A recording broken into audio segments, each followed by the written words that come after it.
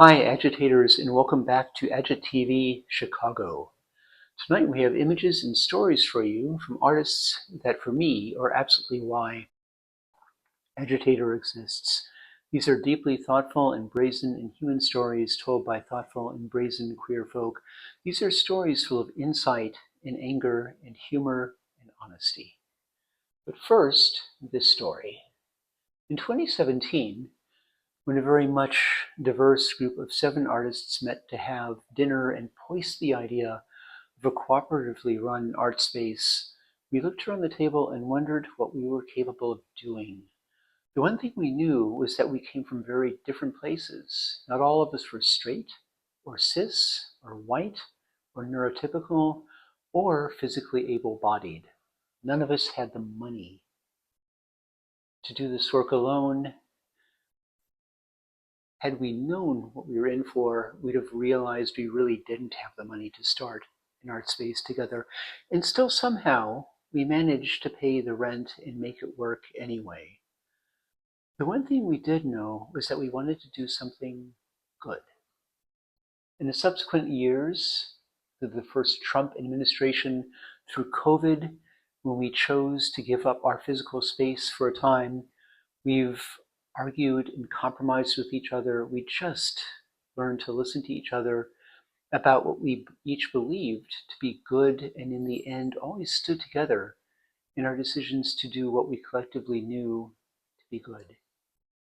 Today, when the rights and well-being and safety of people we love, and especially queer children and adults, is so hatefully threatened, we at Agitators stand with all the people we love, and we stand with the gender jumble juggernaut. Andrea Kaspryk and I were both among the original 7 members at the formation of Agitator. Nearly 8 years later, I'm very happy and even proud to call Andrea my friend and comrade.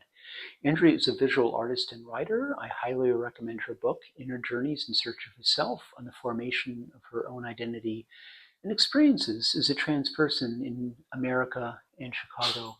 Andrea is the curator of this and other shows at Agitator.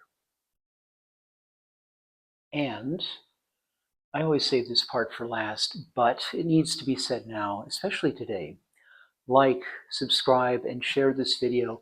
Share it with someone who needs to see it. Share it with someone who needs to know they're not alone. Share it with someone who will hate it. Let them know that queer folk and their allies are here to stay, that we've always been here, and like it or not, we're not going anywhere. Let them know our love is stronger than their hate. So, in order of appearance, there will be talks by Ralph Skunkie Davis, Nikki Kelsay, Lauren Kingsley Schoepflin, I knew I'd screw that up, Lauren Kingsley Schoepflin, and of course Andrea Kaspryk, our very own.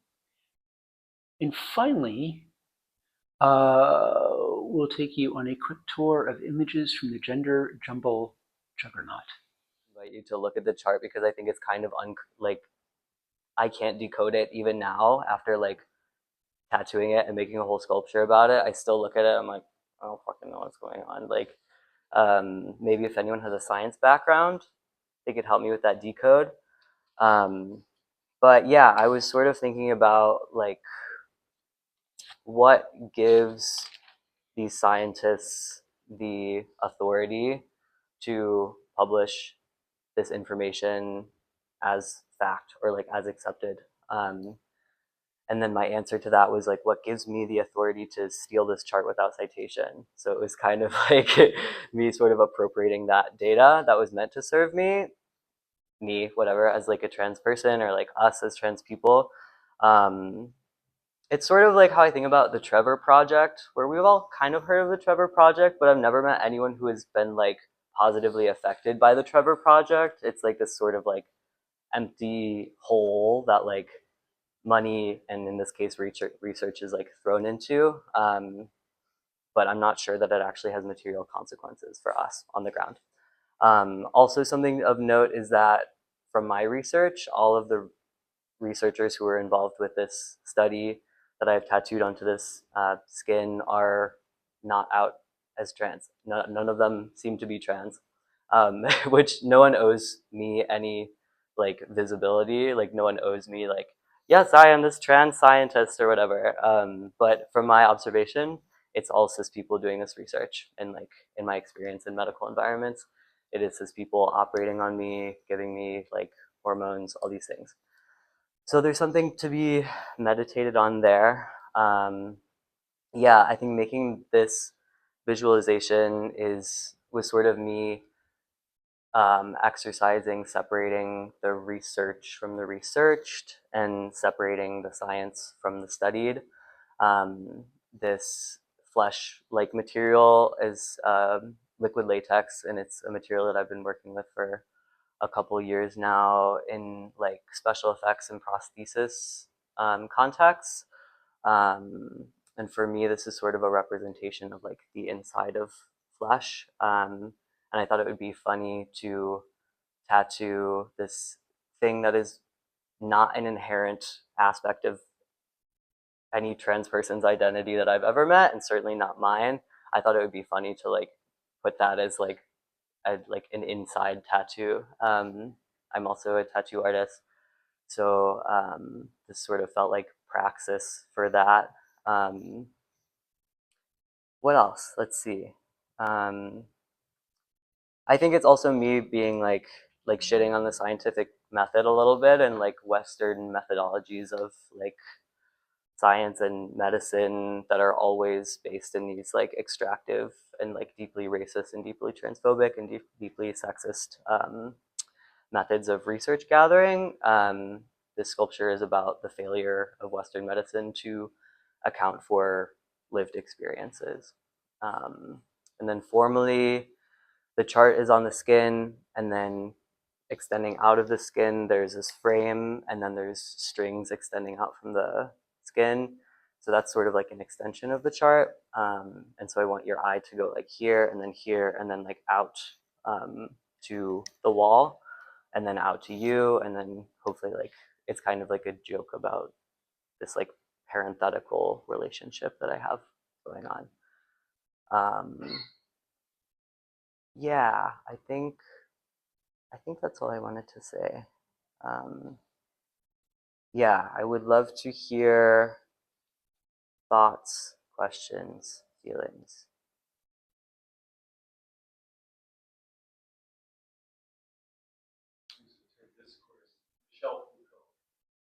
Always.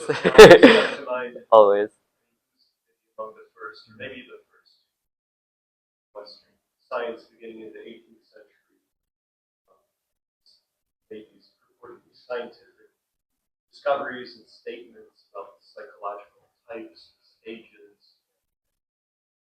At the same time, there was a decrease in the physical and corporal punishment, but an increase of this knowledge, stigmatized and controlled people, new regime, controlling people, not physically assaulting and punishing, but doing it verbally.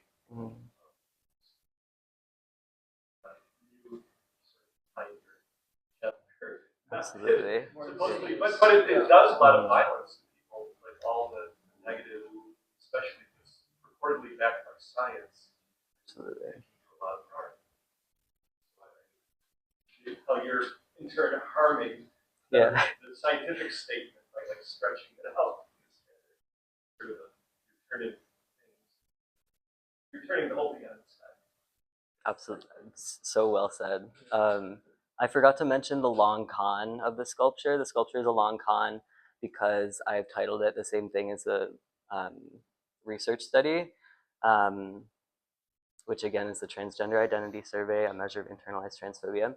And I'm hoping with, as I continue to submit this to shows, no one wants to show it. So thank you, Agitator. Woo! Thank you. I'm hoping that like as it hopefully becomes in more shows and becomes more seen, that when these researchers are looking for their own research, my sculpture will pop up and they'll be like, is that my work? And then they have to contact me and be like, is that my work? And I say, yes, and another thing. and another thing. and then we bring them to Agitator, and then I do this artist talk again, and then yeah. But very well put about the Foucault reference. This is also very much a birth of the clinic by Foucault reference as well, of like the illumination of the inside of the body, and that being sort of an advent of medical theater, which is also a method of desensitizing us to harm against the body, and is also often the people who are being examined in these ways are people affected by white supremacy and sexism and all these things that like keep us from being free. So very much a Foucault reference in that, but also the history of sexuality, and also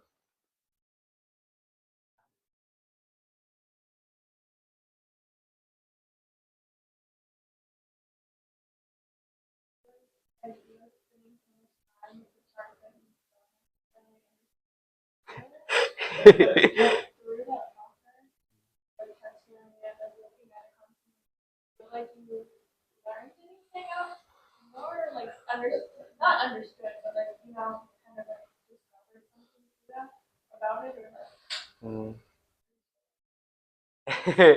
That's a really good question. I don't feel like I've learned anything about the content of the chart, but I think I've learned about it as sort of an organism itself. Like this chart and these graphs are sort of all these different boxes are different like cells or different organs that are meant to comprise a body or meant to comprise something that makes sense within a system.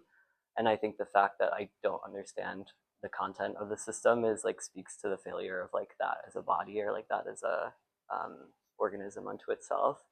So I think like this, I'm obsessed with the structure. Like I think the visual of it is so beautiful, and like yeah, I don't know what it is about like the lines are just like so pleasing to me, but I don't think I understand the content at all. There's like a box that says felt stigma, and I'm like, is that just stigma? Like, what is felt? Like the adjective? It's just so clearly written by cis people. Like for trans people, I'm like, okay, like we're um, extrapolating a lot. Um, yeah, so I don't think I understand it at all, but I'm open to like science people looking at it and explaining it to me. So I think that would be like fun. Um, to like twirl my hair and be like, okay, okay, yeah. Um,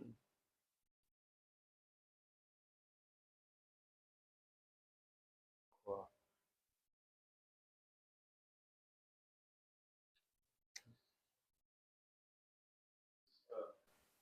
Are you serious, or is this like a one-off?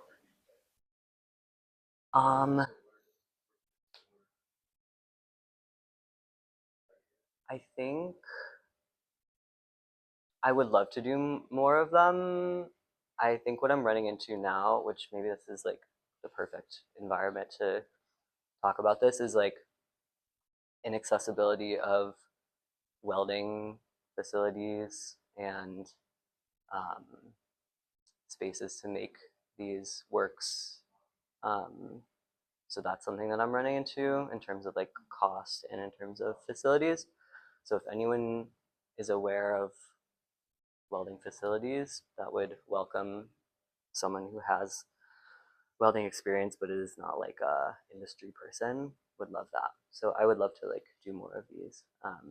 I also have like a dress that is like a wearable piece that is made of the same material that I just displayed in Andersonville Arts Weekend, um, about sort of like the whether femininity is something ingrained or something performed, like dresses that we wear, also very much like critical of Judith Butler, sort of um, that world of like gender performativity and like whether or not that's liberatory to speak of in that way. But yeah, this liquid latex is sort of like a visual language that I'm building up of like what the significance of that material is, and that shock value as well, because that's not something I take lightly. It's like something that's important, and is also something that I feel sort of in being in public as a trans person is this like moment of what is that?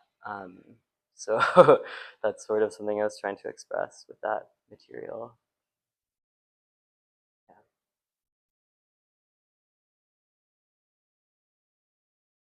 About like anorexic flesh with metal and flesh in both.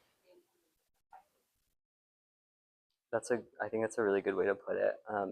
Like them in context to each other is really important to me. I think about it surgically, like surgical steel, that being like the armature that's holding this thing. I also think about piercing and like body adornment. And then I also think about frames as being use objects, like rather than artifice and ornamentation. I think about them like frames hold art, and I think this one is like literally holding it, like doing the physical work of suspending it in place. And also I think this is like a reference to like hide tanning and like that sort of process of that to me is a way of displaying information that is separate from academia, is like when you tan a hide or when you display a textile in that way of isolating those points, that's like a way of displaying information. So I think of like Clara Sherman of like Navajo weaving fame, displaying weavings like that as like a story and as like something like a text to be read. So that was very much inspiration for that as well.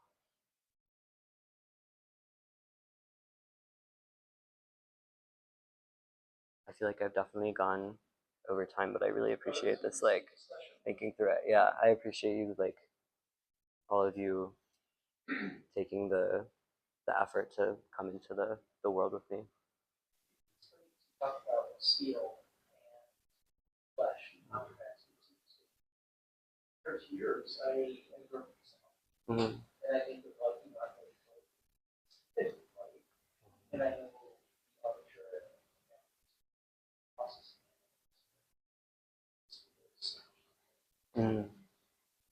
That's really interesting. It's funny because I like when I'm in the grocery, I'm a vegetarian, I was raised vegetarian, and when I'm in the grocery store, like I'm walking by the meat and I'm like I can't look at it. And then I go home and I'm like, what should I make today? Like something horrifying. But I resonate with that. Like my mom was raised on a like cattle sustenance farm, and so when she had kids, she was like, we're not doing that. Like we're not going to do it. So I think that reaction against that, and I think about like industrial violence as well, is like definitely a reference. Yeah. Totally.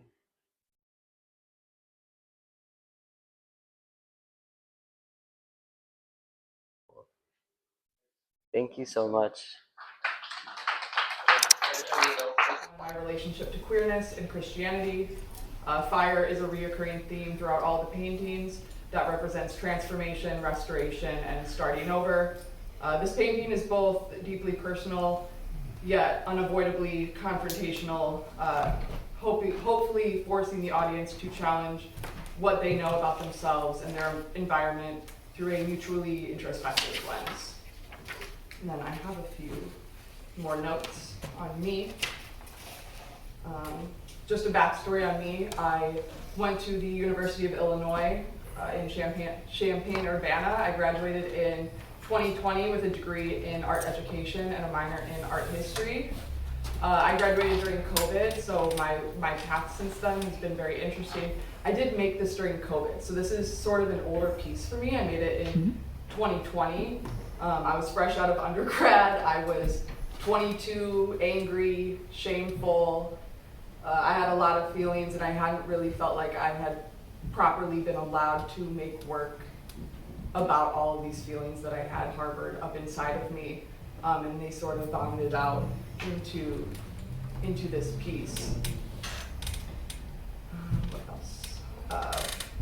At the time that I made this piece, I was working on a farm, actually. I had no backstory in farming. I went to a farm one day. I really liked what they had going on, so I asked if I could work there. And it was during COVID, so it was sort of an open air environment for me. And after I worked on a farm, I moved to Florida for a year. I was sort of just a starving artist in Florida. I made a couple paintings down there. And then I came back here to Chicago. I worked at art galleries for a while. And now, last year I was an art teacher, and this year I'm at the same high school that I was teaching at. I'm just having a different position in the dean's office. I've taught art in other art galleries as well. Something interesting about being an educator, specifically with this piece and my work in general, because my work, it's a lot of nude bodies, it's about queerness. I'm not afraid to talk about my history with Christianity, with religion. This painting in particular actually caused quite a stir in the high school that I teach at.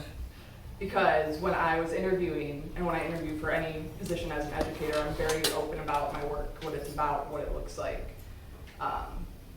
And coworkers of mine, actually after I was hired, realized that my Instagram is public and my website is public. And I refused, and still refuse, to make them private, the password on them, whatever they want me to do for the work. So this painting and my relationship has changed with this painting quite a bit since I made it. You know, I made it during a time that we were all quarantined. We were all, I think during quarantine, we were all sort of rediscovering ourselves in a lot of ways. At least I went through a huge transformation because I wasn't going out into a society that was telling me who to be. So I felt like I found myself a lot by spending that time with myself during quarantine. And so when I made this piece, and I was young, too, younger than I am now, I didn't have anything to lose. I was navigating a lot of shame. This piece, although it is religious in some ways and it navigates queerness and my body as someone who was not comfortable in my body, with my body at the time, it also navigated a lot of personal shame that I was going through at the time. My reputation as a person was being questioned through choices that I was making and actions. As one 22-year-old makes dumb decisions, I was doing that. And so this idea of this throne burning is also sort of my life and my reputation burning, but me staying, and sort of that reputation burning around me, but me remaining. So there's a lot of personal impact that this painting has, as well as sort of what you get out of it in terms of the motifs and themes of my actual work. And when I started teaching at this high school that I'm at now, you know, I've never had anything but pride for this piece of work. And because of this painting in particular, they chose this one to really, and I understand it's me, I'm nude. I could see the school that I work at is in a part of the North Shore that they were concerned about how parents of students would feel about this piece. And I told the board, I said, you just have to have faith that the people that the kids even that see this work are gonna believe in the fact that it's art and freedom of expression, and really hone in on what it's about. I have had students that have found this piece and they're totally cool with it. They understand the weight that this piece has, my life. So my relationship to it has changed a lot, and I think that for a while, those people that I worked with made me think that I should be ashamed of it. And it wasn't until this piece was in a show maybe 6 months ago at a church actually in Logan Square called St. Luke's. And they had it against the altar of the church. And that show and like watching people interact with it sort of brought back my pride in it and made made me realize that I shouldn't be ashamed of this piece. So this piece has a lot of backstory to it, but again, I made it 4 or 5 years ago, so it's interesting to look back on it now because my work has changed a lot since then. I'm a less angry person. I realized that being angry to an extent at an institution or someone or something that has done you harm is also giving it sometimes more power than you should. So I have let go of a lot of anger. I've sort of had a forthcoming of radical acceptance of the position that I'm in. And although my work is getting darker in a lot of ways, I'm really honing in more on sort of the macabre, the grotesque. I'm really a big fan of horror. So my work's going in that direction, but it's focusing on different parts of my life than just my queerness and just my gender and my trauma with Christianity. So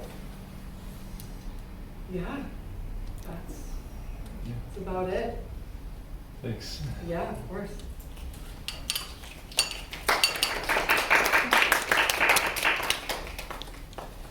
Does anybody have any questions?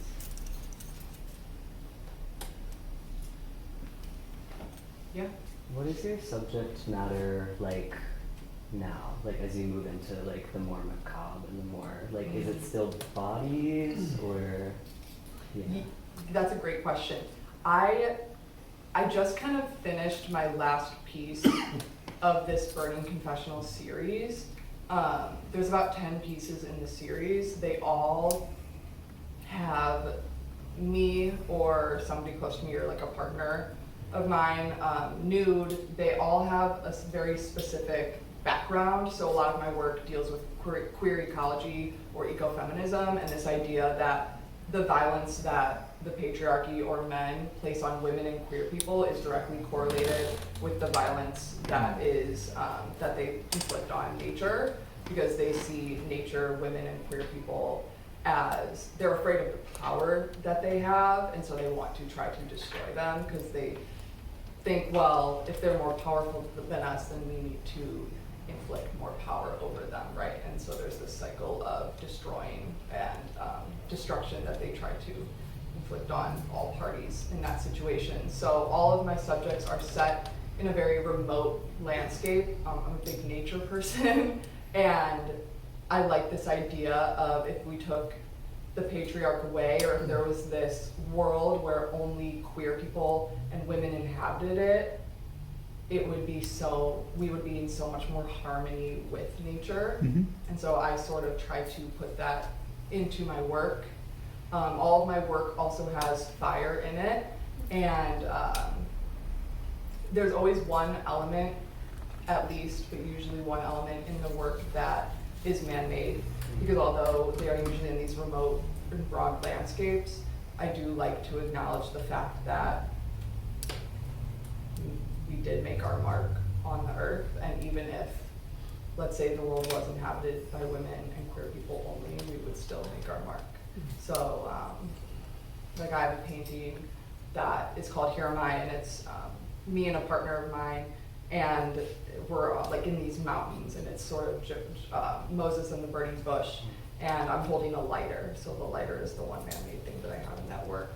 As I move forward, my work has gotten more sort of surreal, I think, and less directly correlated with something religious. Like this, especially with the apple, it gives like Adam and Eve in that way. Or the Here Am I piece, there's a burning bush, and it kind of is obvious that it's associated with the story of Moses and the burning bush.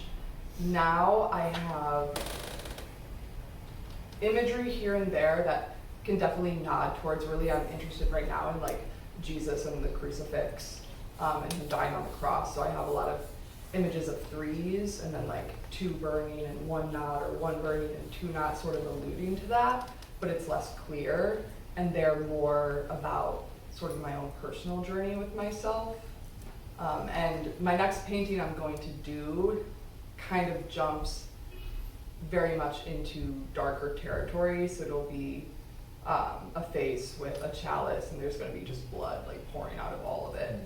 I also have I have a lot of pieces with these monsters that I make.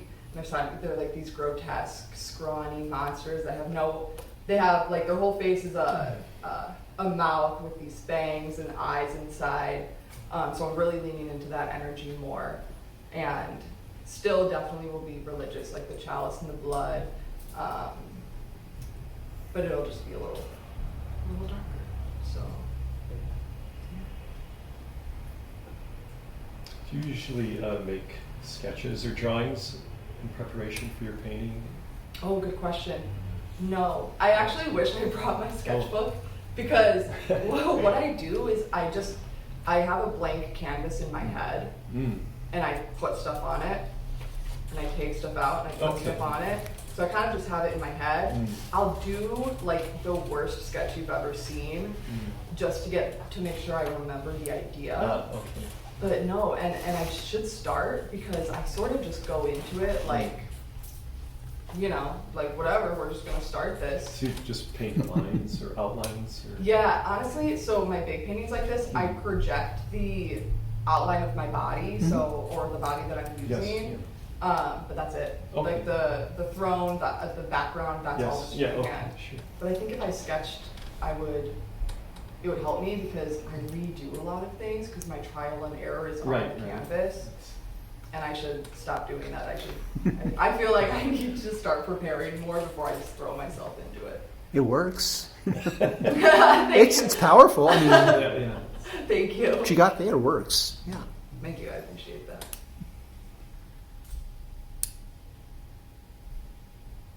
Yeah, it looks like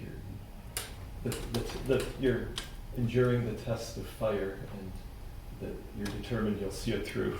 Yeah. That's the emotion I get. Or This determination with the clenched fist, and you'll see this through. Yeah, which at the time, like, that's what I needed. Yeah. I didn't know really, and with all of my work, I don't know what it's about really until even like a couple months after I finish it. And I finished this because I just subconsciously it comes through, but I really think I'm speaking on something bigger than myself. And then I'm like, oh duh, I know why I painted that, because I literally needed that grit to get through this like shame that I was feeling. And all of my pieces have that. It's like deeply, it's almost therapy for me. It's therapeutic for others too. Right. Hopefully it's therapeutic for most artists. And I look back and I'm like, oh, that's what I was going through, and that makes sense. There's a place where I could look at this and I could say, in a way, the fire is cleansing. You're emerging through this like really strong and really beautiful and really powerful. Thank you, because really the fire represents transformation and rebirth. It's not a bad thing at all, which I love because people think of fire, especially in something like this, like where it's destroying something, and I see it as, no, it's making room for something else to grow and build up. So that's how I want people to see it. All my work. So thank you.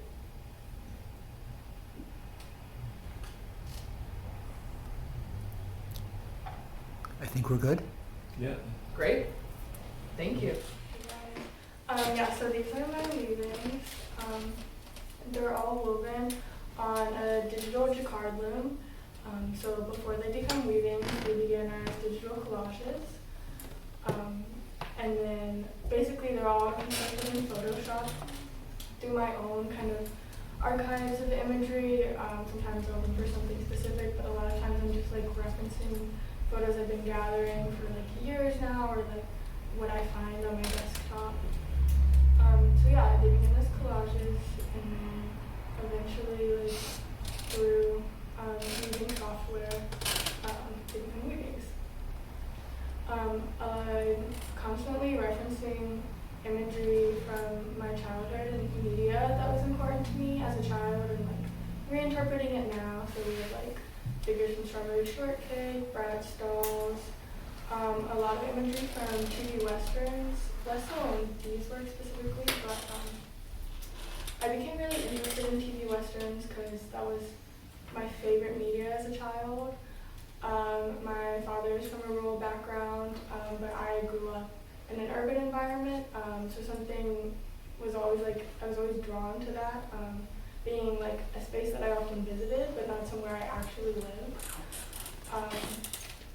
And I've become like really interested in this idea of rural escapism and kind of the queer potential within that, but also like the problematics of it. But yeah, in TV Westerns, I like specifically The Rifleman and Bonanza. I was interested in the fact that the moms and kind of any female character is immediately kind of killed off or like not spoken about. And so it like creates this like homosocial environment always. Like in the show Bonanza, you have like a dad and 4 sons, and there's like no reoccurring female character that's like a lead. Same with The Rifleman, it's all about a father and his young son living out west. So as someone that was primarily raised by my dad and my uncles and my grandpa, that was something I was interested in reflecting on. And especially as a queer person, that really affected how I was raised. As like someone assigned to female at birth, but constantly around men and being raised by men. Yeah.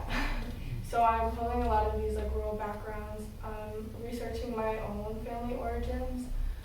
The place where my father's family is from is kind of like an unincorporated town, so I like call it fake.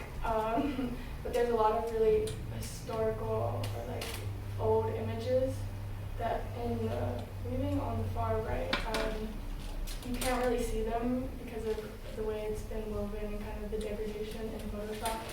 But I was pulling from these old rural scapes of buildings that are no longer there anymore, and thinking about the potential for that. In the bottom weaving, I titled Whoremonger. I was referencing a lot of country music videos because that was something I also watched like CMT all the time as a child. And like early YouTube, me and my sibling just like always watching music videos once that became a thing.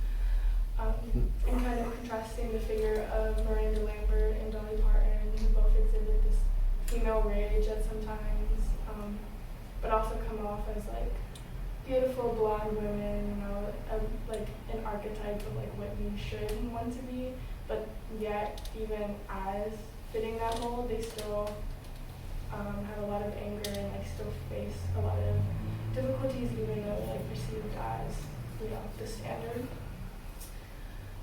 And then the weaving above that, I think the title is Angel Baby Girl. I was reminded of this instance when I was in middle school. I had this like teacher for a short period of time, and he said he was making a joke casually one day about how if we sent all the 8th grade girls like overseas to fight in war, like the war would be solved in like 2 minutes. Which is like a crazy and very like uncritical thing to say. Because like, well, why do you think that middle school girls have so much anger? Like, and just kind of like making the joke, but like a refusal to like reflect on it. I'm very interested in. So yeah, this weaving came out of that. And the weaving on the far left is probably the oldest one out of the 4, or definitely is the oldest one. So I was just mashing up again all these things I had saved on my desktop, and these images of barns burning. I did a lot of research on barn relocation, and then I ended up finding a lot of images of barns also being destroyed, and mashing that up against these like screenshots of Oregon Trail. Yeah, I'm thinking about relocating these structures. Why do it instead of building a new one, or what happens when they're no longer needed? Like in rural spaces, driving through the country, you always see these like desolate barns, but no one's like done the work to tear them down. Instead, they kind of rot. So yeah, and then again interjecting these characters from like cartoon archetypes of cowgirls and cowboys. And then a lyric from an Alabama song where he says he swam across the river just to prove that he was man. So yeah. I didn't have much prepared, but if you guys have any questions, I would love to chat more. I'm curious about your color choice. Can you walk through a little bit how you choose your colors, please? Absolutely. I mean, I feel like in a biased way, they're just the colors I like. Cool. But in a more real way, I'm interested in the idea of like this type of feminized queerness, and kind of that up against. A lot of them have kind of like, or at least I've been told, like an implied violence of like the West, or putting, making these spaces where it's like only women, opposed to like the Westerns where it's like only men. And what would that look like? Obviously, not actually like this, but yeah. And I feel like it plays into the usage of dolls and these like plasticky cartoon characters.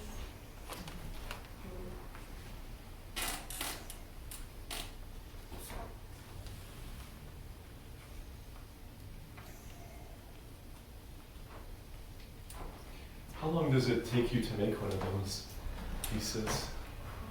So I wove them when I was in school. I went to School of the Art Institute for my undergraduate. And because it's like a shared loom, you have to weave them all kind of in one sitting.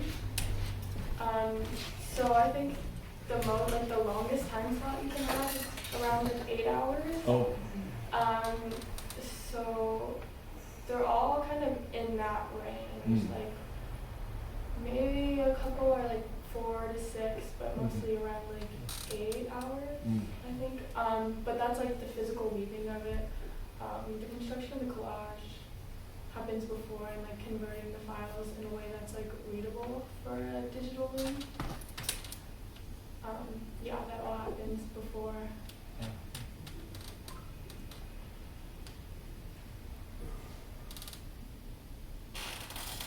Yeah, the top one, I was researching a lot about camouflage at the time, and I was just seeing how far away I can get from like a pattern and still reference it.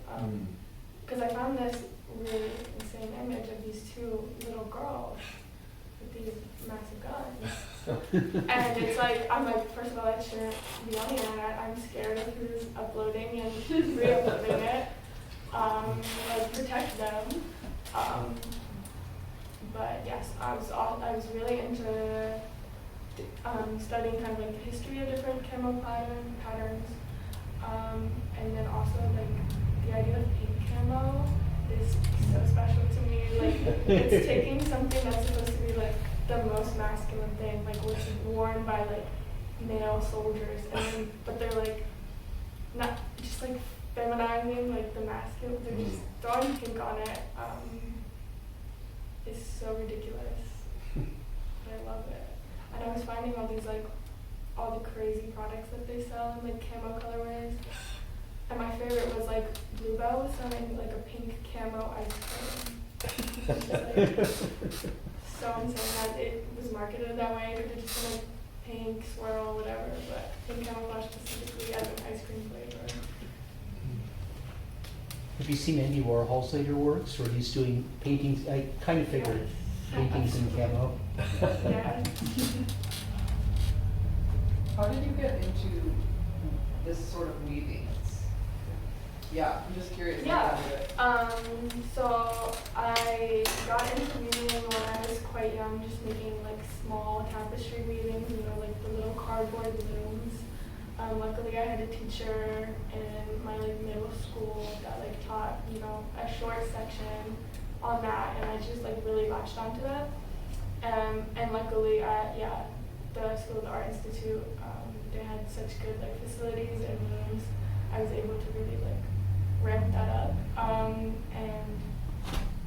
yeah, I find it through that way. I spent a lot of time like weaving on floor looms, which is kind of what I've gone back to just because of the accessibility of it compared to like these massive digital rooms, but yeah, just always been interested in anything fibers, anything involving like thread. I learned how to sew when I was really young. My father was like, everyone needs to know how to sew. I was like, you're gonna die, you know? Just like a necessary life skill. But I took that in like an art direction. Have you ever done any like apparel work in your process? Because if you're talking about like the camo and then with the textiles that you're creating, like I just like put an image in my mind of like that would be dope. Yeah, yes, it's something I'm interested in. I feel like unfortunately in school it's kind of like pick one thing and hyper-focus. But like now that I'm free, and I'm also like blessed to work in a screen print shop, so I'm definitely like thinking more of like print as, you know, more accessible. Because weaving for apparel is, although it's super awesome, it's very like time consuming and I don't know, it has a very specific quality to it.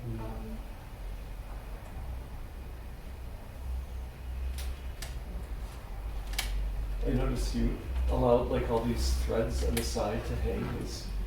What's your thought behind the way you display with the sort of rough edges? That's a really good question. I need to think more on that. Oh, I feel like I don't have like a developed answer. It's just like I like it. I like it too. I mean, it's just. But yeah. Some I do like more intentional than others. Like the top piece, I wanted to kind of relate to the tall grass that's happening in the background. But for the rest, I kind of just let it happen. Also, it's more annoying to like tuck them in when you're weaving. Maybe sometimes it's just laziness. It's very much not the stretch canvas, which is like art gallery, art school accepted procedure. And this is kind of great. It's just kind of like F that. This is exactly what it is and no pretense of it being anything else.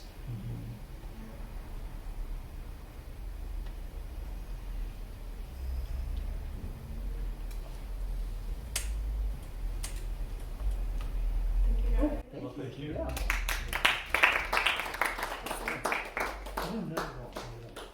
The creature awakens, and Dr. Frankenstein sees the person he's assembled and has come to life, and he takes fright and runs away. Oh, the mic. Yeah, please. Oh, sorry. Thanks. Oh, thank you. Oh, right. The 18th, 19th century. I should also maybe mention something I wrote formally for these paintings. So in this show I've submitted 2 paintings, these over here, that are based on the first illustration of Frankenstein, Mary Shelley's novel, which was first published in 1818, then it was republished in an illustrated edition in 1831. It had just 2 illustrations or etchings in it. One near the front facing the title page, the frontispiece, that's what I draw on, and there's another illustration in the book.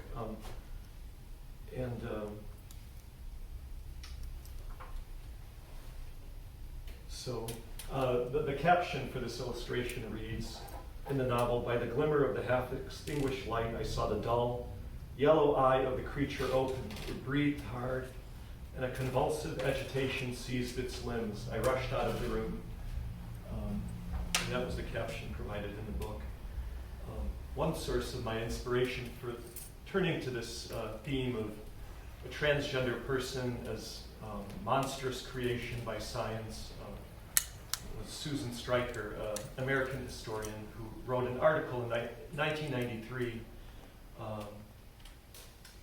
my words to Victor Frankenstein about the village of Chamonix, that uses Shelley's Frankenstein monster to argue against narratives that characterize transgender people and bodies as monstrous and unnatural. So this article is very influential. It still is. It's available for free online, and also a video too. Ralph was telling me is available. So my purpose in these paintings was to re-envision this moment of creation of a new being, and my title was Dr. Frankenstein's Creation Reimagined.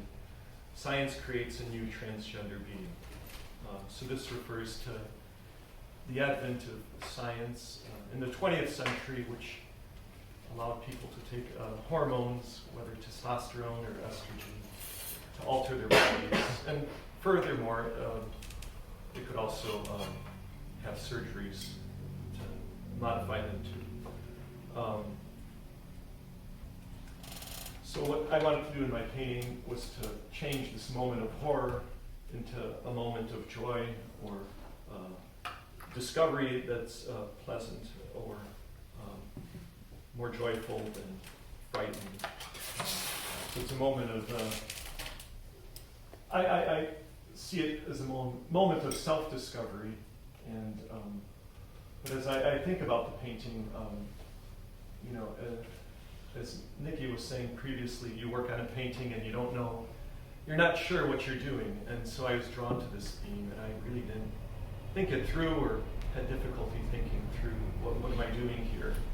And it's sort of, the top painting really isn't finished, it's unresolved, and in my mind.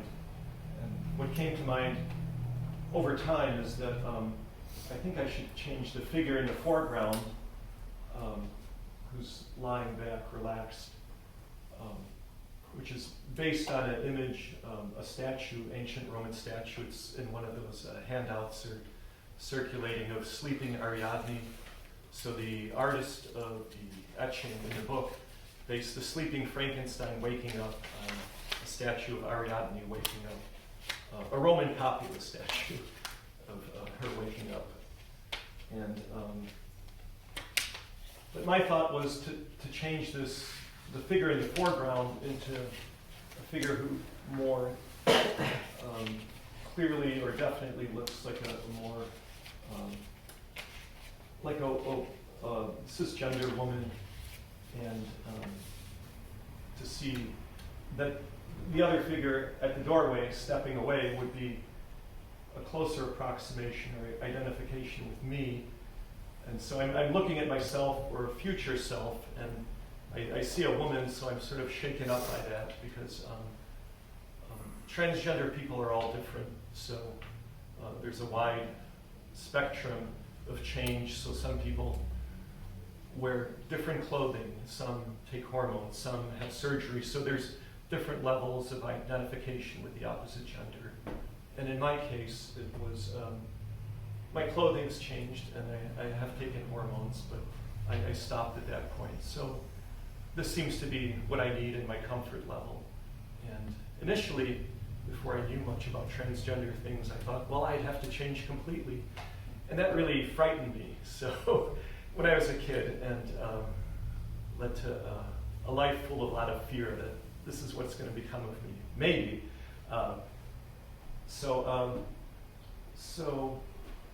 But it took me time to think that through, and maybe to change the painting to reflect where I'm at now. So painting is, I use it as also as Nikki, as a tool for self-discovery and catharsis, to think through and feel through what's on my mind and what I'm struggling with, what I've been through in the past. And I got, if you look later, there's more works in the kitchen. They're little paintings on paper with ink and gouache and watercolor. And they're just the different varieties of transgender figures multiplied 2, 3, 5, and different combinations. And but that's about all I'll say about my painting. If any questions or. Are those jack-o'-lanterns above the Yeah, bookcase? good question. Yeah, in the original, those are skulls. So I thought I'd give it a more fun aspect, cheerful, to sort of Halloween, as an association with change and putting on costumes. So I thought I'd make it a little playful. Likewise, was there anything symbolic in the choice of colors for what would be the walls and the windows? Yeah, that's a good question too. I was thinking green is associated with vegetation and life, so I think to make it more vibrant, Yeah. the scene and the situation with a suggestion of vegetation and life.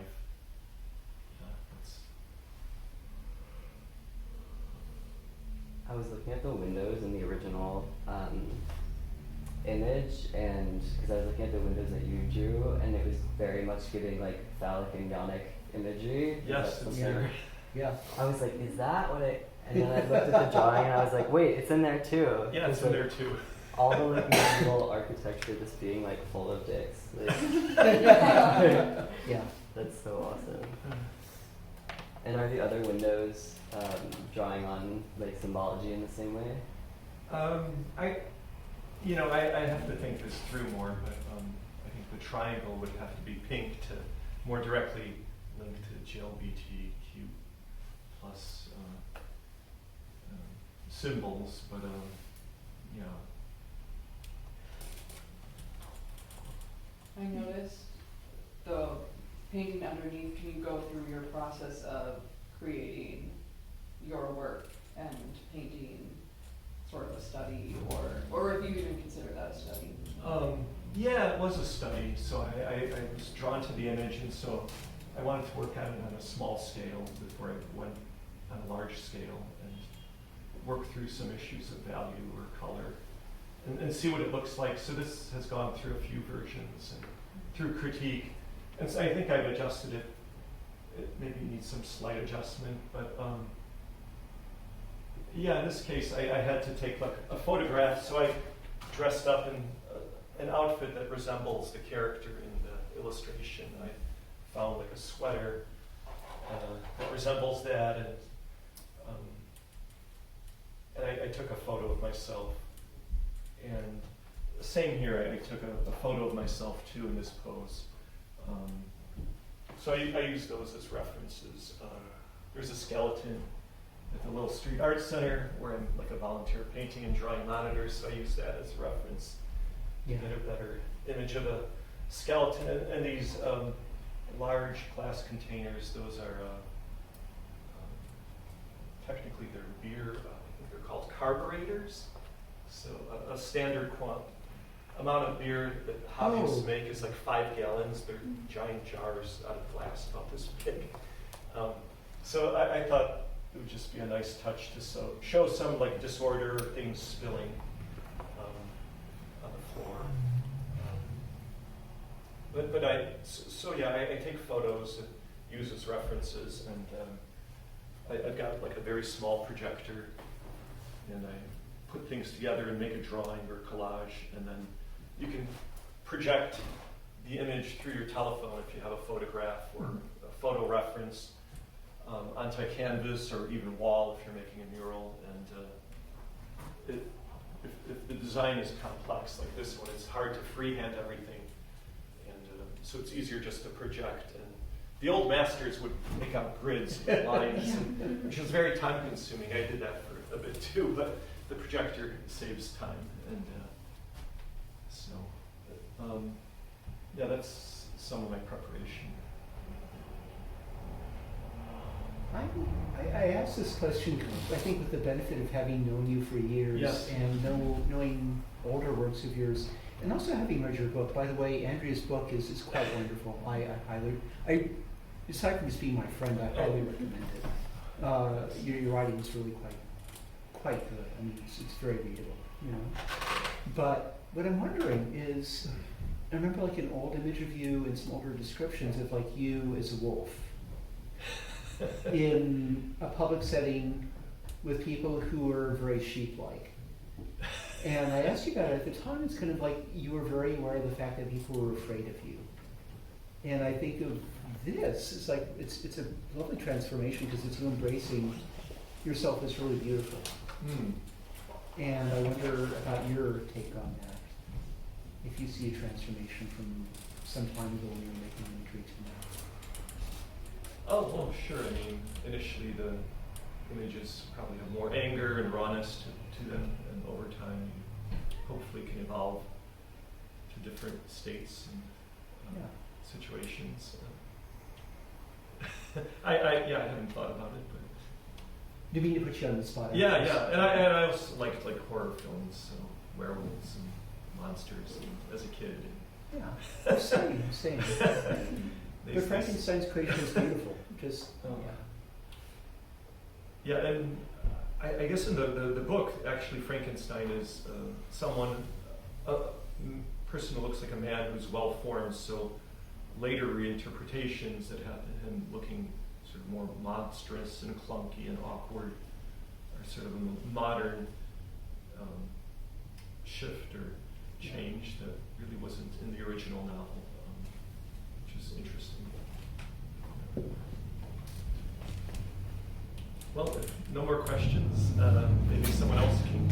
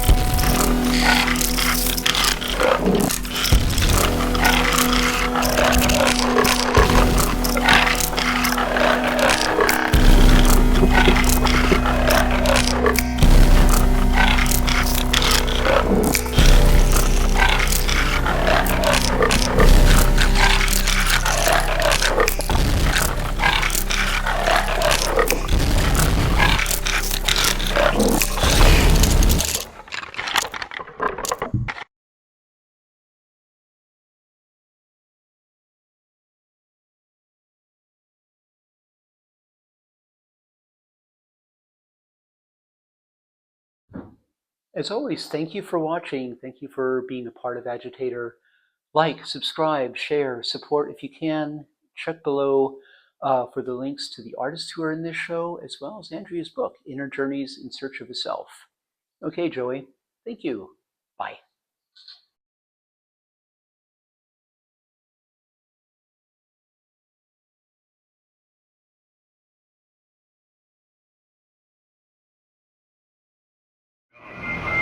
The great Sultan, slumber.